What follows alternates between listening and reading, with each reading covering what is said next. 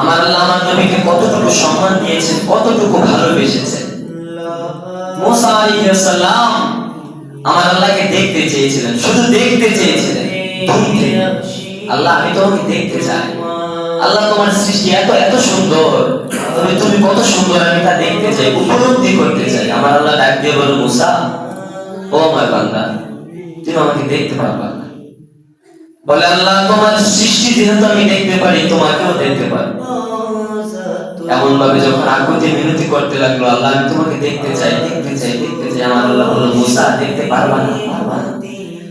মুসা ডাক দিয়ে বলল, আল্লাহ আমাকে না তুমি সৃষ্টি করছো। মুসা নবী ছিলেন একজন রাগী নবী, তিনি আল্লাহর কাছে যা চাইতেন আল্লাহ তাকে দিতেন, ঘুরে পেঁচা হইল দিতেন।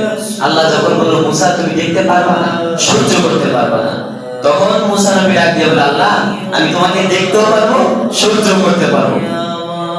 ঠিক আছে মুসা আসো। একদিন নয়, দুই দিন নয়, তিন দিন নয়, অনেক দিন পর্যন্ত অপেক্ষা করতে লাগলো। এবার আল্লাহকে যখন দেখার জন্য আল্লাহ বলল, মুসা তুর পাহাড়ে উঠো।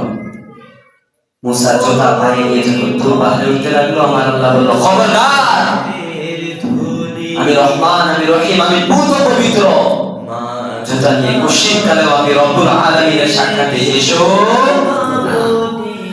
আপনার নবী, আমার নবী ওই নবী যে নবী যখন মেরাজে যান, মেরাজে যাওয়ার পথে আরশ আজিমের সম্মানে আমার নবীর জুতো মোবারক যখন খুলে ফেলেন, আরশ আজিম থরথর করে কাঁপতে লাগলো।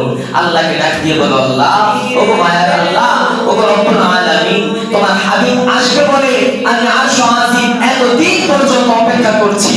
তোমার হাবিব আসবে, তোমার হাবিবের জন্য আমি এতদিন পর্যন্ত অপেক্ষা করছি।